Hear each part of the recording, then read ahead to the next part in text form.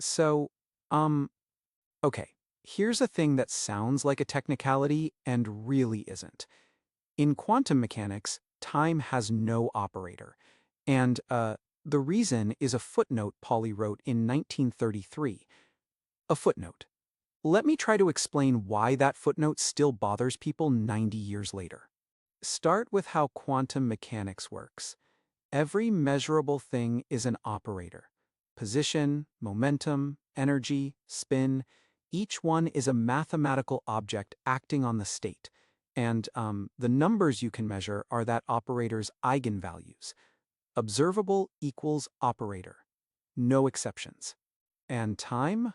Well, time sits in the Schrödinger equation, sure. But look at where it sits. It's the thing you differentiate with respect to. It's on the wrong side of the equation. It's not something the theory measures. It's the crank you turn while the theory does its thing. Now, that ought to feel wrong, and here's why. Energy and time belong together in physics the way momentum and position do.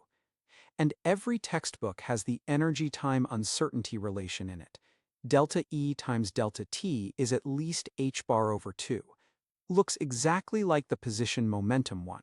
So the obvious thought is, well, if position has an operator, and momentum, and energy, then surely somebody just needs to write down the time operator, right? Pauli's footnote says, no, not nobody has managed yet. No, it cannot exist. And, the argument is short enough to actually follow. Suppose there is such an operator, call it T, and suppose it's paired with the energy operator the way position is paired with momentum. In symbols, ht minus th equals I h bar. That's the assumption. Everything follows from it. Because if that relation holds, then T does something very specific. It shifts energy. Out of T, you can build an operation that takes any state with energy E and hands you back a state with energy E plus epsilon. And, here's the crux. Epsilon can be any real number you like. Any. Nothing restricts it. So the energy spectrum would have to be the whole real line. Every energy from minus infinity to plus infinity. No gaps, no floor. And that's where it dies. Real systems have a lowest energy state. A hydrogen atom has a ground state. It sits there, and it does not go lower. If energies ran down forever, every atom in the universe could keep falling to lower and lower states, releasing energy without limit. Matter would be a bottomless well. It isn't. You're made of atoms that stopped falling, so bounded below and unbounded at the same time. Contradiction. There is no such operator. What I find genuinely lovely about this is what it doesn't need. No experiment, no new physics.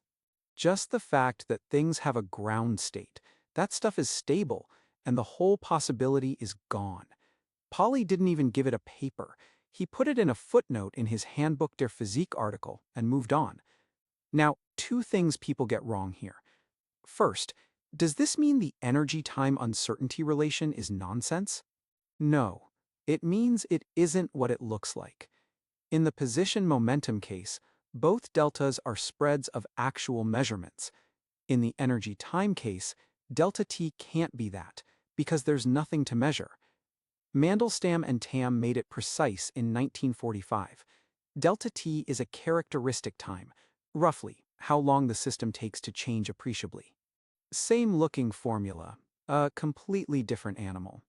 Second, does it mean you can't measure time in quantum mechanics? Obviously not. Labs measure decay times, arrival times, tunneling times every day. The point is narrower and stranger. Those measurements exist, but no operator sits behind them the way one sits behind position. So what do you do instead? Well, you weaken the demand.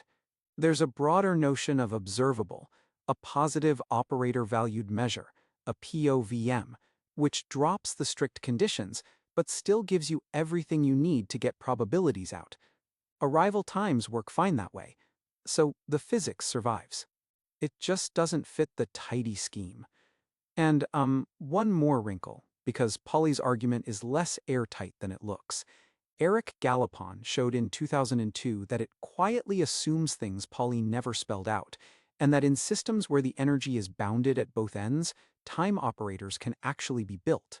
So it's really a statement about one particular setting, not a universal ban. For ordinary systems, though, it holds. What's left is an asymmetry running right through modern physics. In relativity, time is a coordinate, sitting alongside the three space directions, all on the same footing. In quantum mechanics, space gets measured, and time is a parameter ticking outside the theory. Those two pictures do not fit together, and when people try to force them, quantum gravity, the Wheeler-DeWitt equation, time is exactly where everything jams. So, yeah, Pauli closed a door in a footnote, and people have been rattling the handle ever since.